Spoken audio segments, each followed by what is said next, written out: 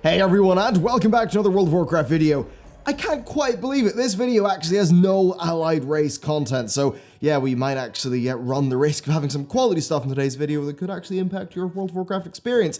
Kind of shocking, but this is actually a great week for Battle for Azeroth beta stuff, so let's just get right into it. Okay, so Battle for Azeroth is done, right? I mean, look at this tweet. No, this tweet is not exactly saying that. This tweet is saying that content development for Battle for Azeroth is nearing completion, and what that means is that internally, the team have pretty much made most of the actual content of the expansion. Now, there's a tremendous difference between a level existing, with maybe all of its NPCs and all of its things laid out, and that level actually being really playable, balanced, and fun.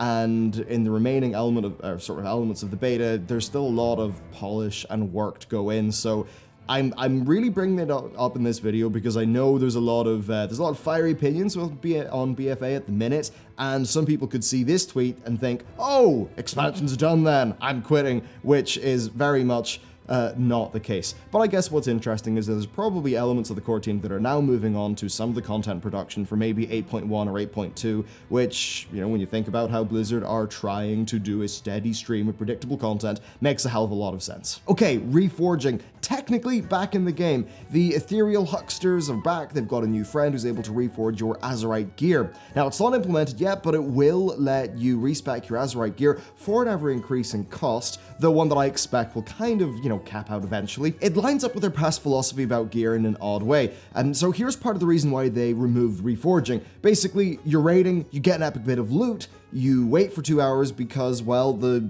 loot's useless until you reforge it, enchant it, gem it, process it, polish it, etc.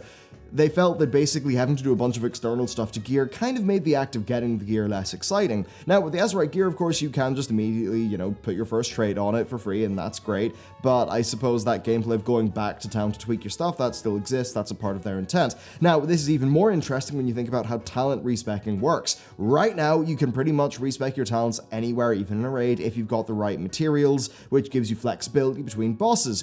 That's going to be less the case with Azerite, which functions quite similar to old talents where you have to go back to town to reset them for an ever-increasing fee. And I suppose this was a little bit odd to me because of how Azerite gear works, and how it's not exactly what I would have thought. So Blizzard are totally fine with one tier having a talent option for a tank, a healer, and a DPS, if, you know, for example, you're playing a hybrid class. Now, that feels like something that, in the context of how the game is right now, well, it should just be hot swappable at any time outside of combat, or maybe outside of, you know, Mythic plus Dungeon run.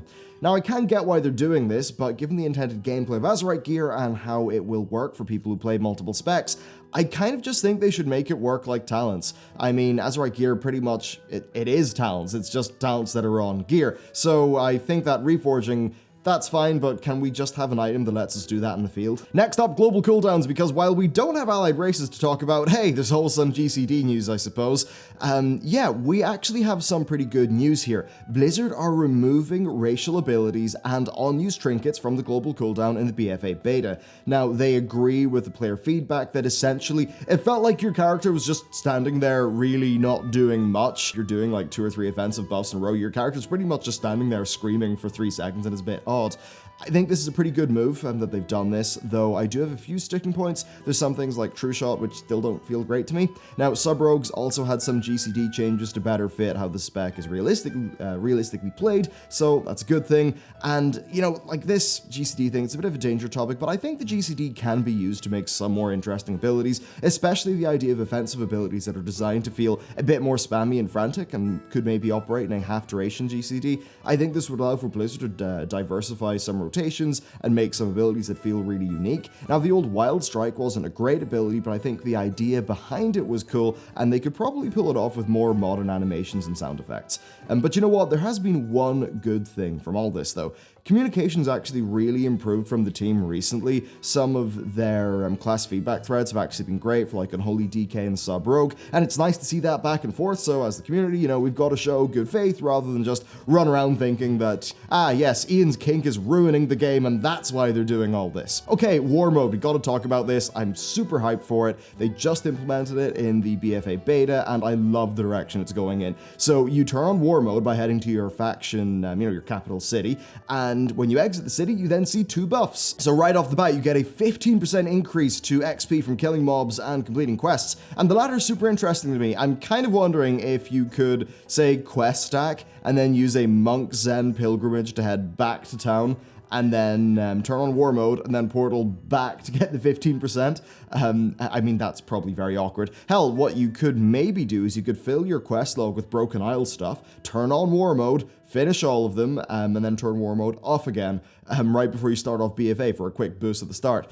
It's typical that, you know, the first thing I try to do is think of how I can break this system. But anyway, 15% XP, that's great, carries through to endgame, but instead at endgame you get a 10% bonus, and that's 2 things as well, like artifact power and gold rewards for missions. Now, this all sounds great, but do remember, you're still going to be killed by players, and that is going to slow you down, so this, you know, there will be times where this is a bit faster, but there'll also be times where this is a bit slower, you know, because you're being killed. And then the other mechanic is kind of like this streak thing. So you start off with a buff that indicates a rank, and when you kill a bunch of players, you can, you essentially get a higher rank for your war mode, just denoted by that buff, and that gives you a boost to your throughput, which is kind of interesting. It could lead to a bit of a sort of rich stay richer situation, but what I think is potentially good about it is that it does incentivize you sticking in war mode as a mode of play rather than just flitting about the place, and yeah, you know, encourages the people that kind of want to say, hey, I'm going to go do some war mode, and they just head out into the world, and that's pretty much how they, you know, how they're playing the game. And then in terms of the PvP rewards, well, you get 25 conquest per kill. I'm not entirely sure what the conquest numbers will be like in the expansion, but it's fair to assume that, well, you know, you want to kill players if you care about PvP progression, so they're not going to implement this mode and then not reward you well for killing other players, so it probably is a decent amount of conquest. Now, it would be pretty cool if, say, a few flashpoints like South Shore or Tyron Mill, if they kind of just naturally happened in the world, you know, arenas that are just kind of like a natural battleground because of the geometry of some of the zones. It's perhaps the sort of thing that maybe would end up feeling like, say, going to raid Crossroads with your friends back in the day. So overall, this seems like a brilliant system to me, and the one thing that actually interests me a lot is that, you know, even though PvP can be a bit slower because of player interruption, well, skill and success tend to fall on a bell curve. So there's going to be people at the top of this system who will dominate other players, and they will really reap the new benefits. So hopefully this creates a kind of a ladder to climb that encourages people to be better at the game, and I know that, like, for me personally, that is absolutely something that I would find very motivating to pay a lot of attention to the game. Also, in the PvP topic, they're playing around with ranked stuff. Basically, they're making your rating correspond to ranks throughout a season, a bit like StarCraft 2 or Overwatch leagues. That seems to me to be pretty engaging and readable, so I'd say that's pretty much surely a good thing. Alright, let's hop on over to community. So the early bones of the communities feature is in. It's not working, but it's kind of in. These are basically battle.net groups, but they're in-game, so it's kind of like having a Discord server that's in World of Warcraft that's based on your character, not your BNet account. So you can join as many as you want, so it's not really like an exclusive guild-like thing, and I think this is an amazing feature that could really help players rely less on random grouping and hopefully tighten the social bonds that kind of hold the game together. But selfishly, of course, the idea of being able to make one for viewers is great. This would allow for doing events and things like that if I was to stream in the future, and yeah, for me it seems like a really good thing. Okay, let's talk about Gen and Teldrassil. I'm going to keep this kind of spoiler-free. We already know that Gen survives since, you know, he's at the Undercity, so let's just say that some new data mine stuff pretty much points to Gen having a strong motivation to strike hard at the Horde after Teldrassil, maybe perhaps more than most other than, say, the Night Elves.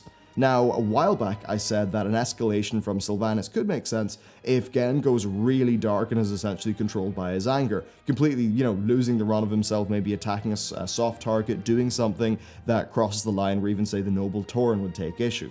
I think that he could end up in that state as a character, and that if that does happen, then the broad Alliance versus Horde conflict could seem a little bit more balanced. Now, I do think that it is kind of unbalanced at the minute, but as I said last week, there's almost certainly going to be major context in the Teldrassil and Undercity cinematics, so, you know, just like, say, there was with the Broken Shore. So it's probably worth holding back in the pitchforks just a little bit yet. But broadly, it has been kind of fascinating watching the community reaction to the plot and all the stuff that's going on, especially because, you know, now we're starting to see characters like, say, Lillian Voss or Garona. They're getting a bit more screen time with the Horde war campaign, and yeah, there's definitely mixed opinion in that. And as for Sylvanas, well, you know, I've been thinking about that more, and I think she could work if Blizzard were just a bit less blunt with her dialogue. She's supposed to be cold and calculating. she's not supposed to be an emotionally reactive mess, and I think that might be the main problem. Rather than deftly manipulating her way through situations, she's needlessly cruel and screechy, to the point where she may as well just like sprout a mustache and start twirling it. I think she's way more interesting when she's played as a sort of driven but slightly sociopathic character instead of what she is now, where, you know what, sometimes Sylvanas is just a little bit on the nose with the stuff that she says, such that she does just look like a pure villain. At least the way that she presents herself when read by us as an audience, whether Reliance or Horde, I mean based on how we've been educated by other media, you know, she does a few morally grey acts, but she sort of talks like an evil person, looks like an evil person, and I think that might be the line that Blizzard are maybe struggling to straddle, and one way that they could perhaps fix that up is if they just toned down the sort of rage in her character overtly, and just have that be her point of view and not just the words that she spews out. So that's it for the video, and yeah, I had to record the outro because I forgot to record it, and then I threw my t-shirt in the washing machine. So there really is no getting out of this one. But a massive thank you to everyone for watching this video, and a tremendous thank you to the patrons. Over there you can check out the new poster tier. We also have behind the scenes content, vlogs and stuff like that, and that is going on the Patreon. The link for that is down in the description. But that's it for this video. With all that, I will see you next time.